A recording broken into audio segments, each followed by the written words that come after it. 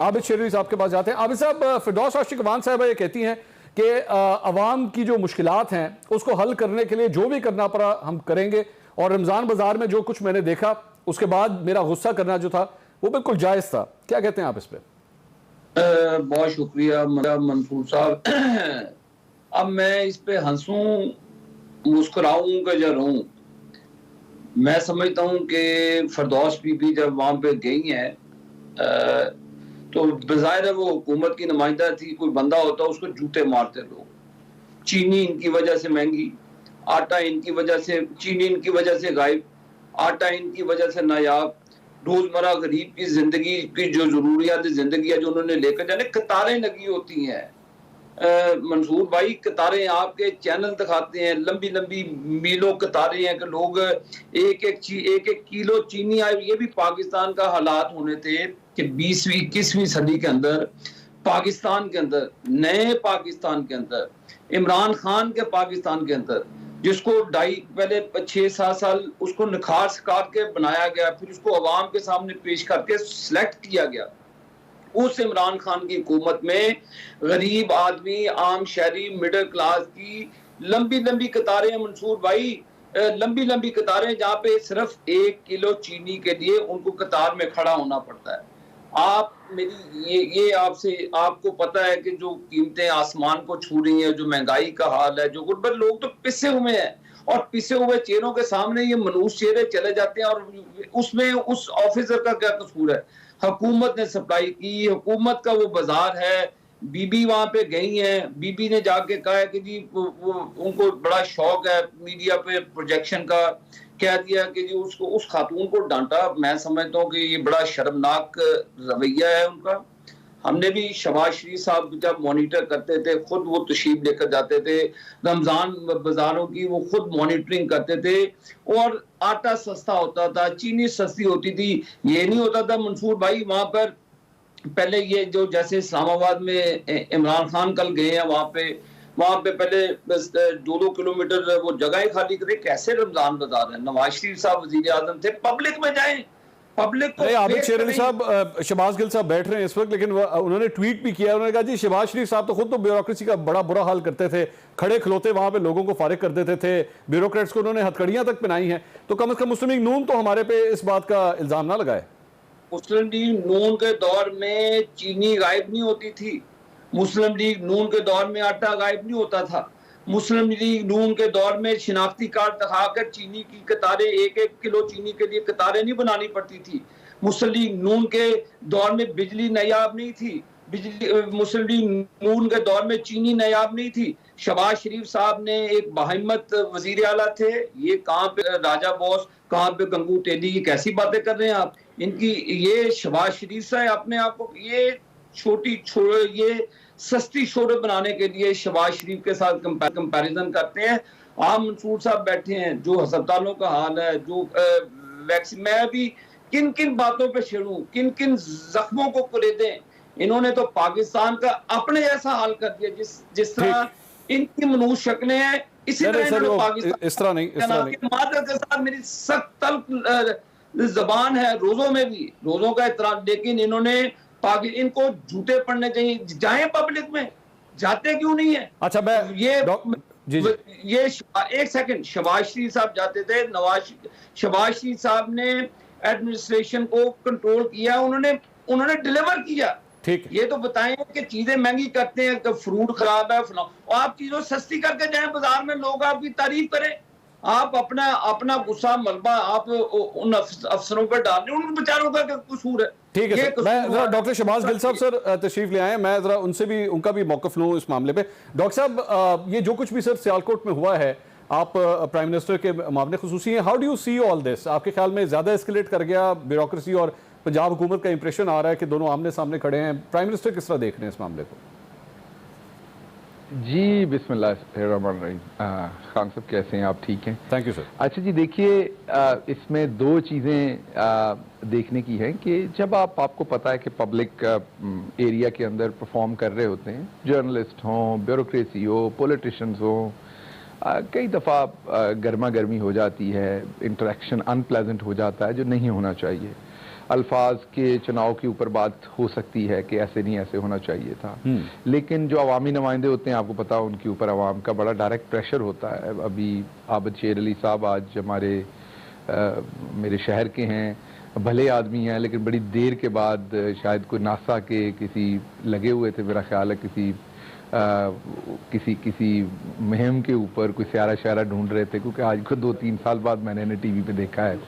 तो हो सकता है किसी नासा वासा में उधर अमेरिका में होते थे, कोई नौकरी शौकरी आजकल कर रहे हो, या कोई नया स्यारा मुरीख का या कुछ और दरियाफ्त कर रहे हो। तो एक तो ये खुशी की बात है कि आपको आबिद शेर अली साहब आज मुयस्सर आए, तो मैं बड़ा खुश हुआ हूँ उनकी आवाज़ सुन के, यकीनी तौर पर।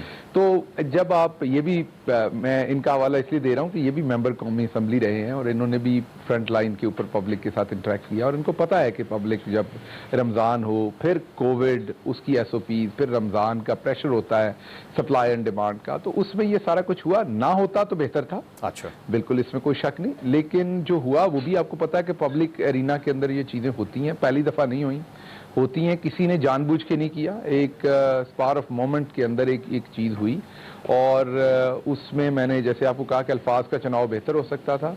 और उसके साथ साथ फिर हमारे अफसरान जो बिल्कुल अभी यंग हैं, उनको भी, क्योंकि पहली दफ़ा असिस्टेंट कमिश्नर कई दफ़ा ऐसी पोस्ट होती है, आपको पता है कि पहली फ्रेश पोस्ट होती है, दूसरी दफ़ा तो एक्सपीरियंस भी नहीं होता ऐसी जगह मुश्किल सिचुएशन को हैंडल करने का। तो आई थिंक इसको इतना बढ़ाना चढ़ाना नहीं चाहिए, और स्पेशली नून लीग का तो बिल्कुल नहीं बनता ना। अच्छा, आबिद शेर अली साहब से या चौधरी शेर अली साहब से ज्यादा बेहतर कौन जानता है कि राणा सनाउल्लाह साहब ने पूरे पंजाब में क्या कर रखा हुआ है। इन दोनों से बेहतर कौन जानता है कि राणा सनाउल्लाह साहब किस तरीके से धौंस जबरदस्ती के साथ ब्यूरोक्रेसी से काम लेते रहे, और उन्हें अभी भी धमका रहे थे राणा साहब चंद दिन पहले के कमिश्नर जो लाहौर हैं, उन्होंने और उनके बच्चों ने भी यहीं रहना है, यही नौकरी करनी है, तो हम देख लेंगे। और चीफ सेक्रेटरी को भी यही धमका रहे थे वो। और उससे चंद दिन पहले एहसन इकबाल साहब ने कहा था कि 180H जो है, वहां पर ऐसे सरकारी मुलाजमीन के क्वाइफ जमा किए जाएंगे जो हमारे साथ अभी उनके हिसाब से ज्यादती कर रहे होंगे, तो बाद में बदला लिया जाएगा उनसे। तो एक जमात जिनका ये माजी रहा है, वो बात नहीं कर सकती, मतलब छाजते बोले छाननी के में बोले, जैसे आप छत्ती सुराख ने। हाँ। ये बात ना होती तो बेहतर था, लेकिन इसमें नून की बात करना जो है ना, वो नहीं बनती। कोई जमाने में और करे तो वो ठीक है। तो डॉक्टर साहब, इस पे अब डैमेज कंट्रोल किस तरह किया जाएगा? मतलब दोनों साइड्स में से किसी तरह बैलेंस आउट किया जाएगा, या एक्चुअली बिकॉज नून लीग ने आज इस सिलसिले में करारदाद भी पंजाब असेंबली में जमा कराई कि जनाब फिरदौस आशिक अवान साहिबा जो हैं वो इस्तीफा दें इस मामले के ऊपर। तो अब government what is the next step now? अच्छा, अब मुझे ये नहीं पता कि किसने करारदाद जमा करवाई। अगर तो हमारी कोलीग है ना बट उन्होंने कराई, तो उनको तो कई दफ़ा पता नहीं लगता। वो अपने MPs के खिलाफ भी करारदाद जमा करा देती हैं। उन्होंने एक बंदा रखा हुआ है जो उनके लिए करारदादें लिखता है।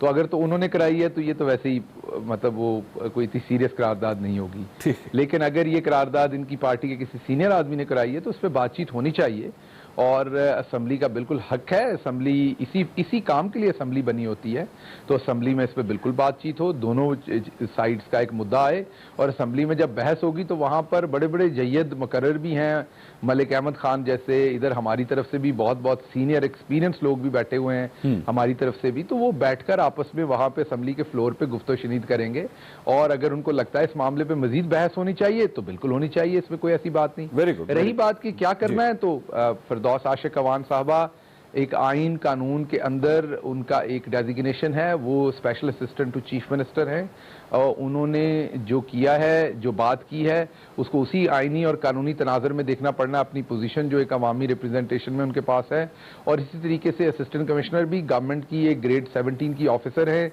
उनका जो इस्तेहकाक है वो भी गवर्नमेंट के उसी सिस्टम के अंदर देखना पड़ना है।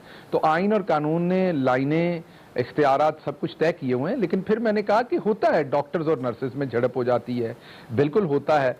इवन कई दफ़ा उस्ताद और स्टूडेंट्स के अंदर झड़प हो जाती है। मैं यूनिवर्सिटी में था तो हमारे स्टूडेंट्स कई दफ़ा उनकी और हमारी हो जाती थी किसी बात के ऊपर। अच्छा। ये बात ऐसे ठीक नहीं, ऐसे ठीक है, तो चीज़ें होती हैं। ठीक। उसके साथ आपने चलना होता है। यही ऑर्गेनाइजेशनल कॉन्फ्लिक्ट्स होते हैं जिनको आपने मैनेज करना होता है डे टू डे लाइफ में। एवरी डे AC और DC की होती हैं, AC और कमिश्नर्स की होती हैं, कमिश्नर्स की और ऊपर चीफ सेक्रेटरी की होती हैं। मैं तो पंजाब में अभी भी और पहले भी जो केस स्टडीज पूरी जिंदगी पढ़े पढ़ाई यूनिवर्सिटीज में, उनमें देखता रहा हूं कि ऑर्गेनाइजेशनल कॉन्फ्लिक्ट्स जो हैं, they are very much part of our regular organisational life. Sir मुझे इजाजत दीजिएगा। शैला राणा साहिबा, मैं I am actually pleasantly surprise, मैं ये बात कहूंगा मैं एक्सपेक्ट कर रहा था कि डॉक्टर शहबाज गिल साहब जो हैं वो टोटली हर बात के ऊपर फिरदौस आशिक अवान साहिबा को ही कहेंगे कि जी बिल्कुल वही ठीक है और असिस्टेंट कमिश्नर की गलती है, लेकिन उन्होंने दोनों साइड्स की बात की कि ये कॉन्फ्लिक्ट है और ये हो भी जाता है। अब यहाँ पे दोनों ही खवातीन थी। चैला साहब, आपके ख्याल में गवर्नमेंट अब इसको सही तरह हैंडल कर रही है? मेरे ख्याल में मेच्योरली हैंडल कर रही है। अच्छा, मैं एक बात कहूँगी कि देखिए, मिसअंडरस्टैंडिंग भी हो जाती है, झल्लाहट भी आ जाती है अगर हम उर्दू के अल्फाज लें, लेकिन असल बात यह है कि जब हम किसी बड़ी ओहदे पे होते हैं, किसी बड़ी जगह पे होते हैं, तो हमें जितनी इनकिसारी हो उतना ही अच्छा होता है। फलों वाला दरख्त जो है वो झुका हुआ होता है। तो जो हुआ वो अच्छा नहीं लगा, ना देखने में ना सुनने में, और ऐसा नहीं होना चाहिए था। और लेकिन थोड़ा सा मैं ये ज़रूर कहूँगी कि पीटीआई के एमएनएस की झुंझलाहट बढ़ रही है। असलम खान ने दुकानदार के साथ, फिर इनके दूसरे एक एमएनए हैं, उन्होंने कोरंगी में किसी ऑफिसर्स के साथ, तो ये थोड़ा सा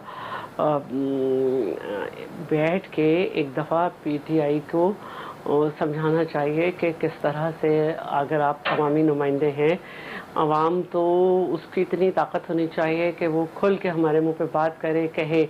लेकिन अगर हम अपने ही, एक तो खातून थी, छोटी थी वो लड़की, उसको इस तरह नहीं करना चाहिए था। लास्ट ईयर कोविड में हमें एक डिस्ट्रिक्ट दिया गया था, और उससे पहले गार्बेज बैकलॉग में भी मुझे एक डिस्ट्रिक्ट दिया था, फिर रेन इमरजेंसी में एक डिस्ट्रिक्ट दिया। तो मोस्टली एसीज जो हैं और एमसीज छोटे छोटे हैं। मैं तो मुंह से बेटा बेटा निकल के बात कर रही होती हूँ। मुझे उलझन भी होती है कि वो बेचारा अच्छा खासा ऑफिसर है, मैंने उसको बेटा बेटा कह दिया। इवन ये कि हमारे ये आप शैला साहब अपनी उम्र बढ़ा रही थी कि उनकी कम कर रही थी? बात जहनी इसकी होती है, जहनी सतह की, कि जब आप खुद बच्चों वाले हो जाते हैं तो फिर नहीं, आपकी शफकत है, बड़ी अच्छी बात है, गुड टू। तो मैं ये समझती हूँ कि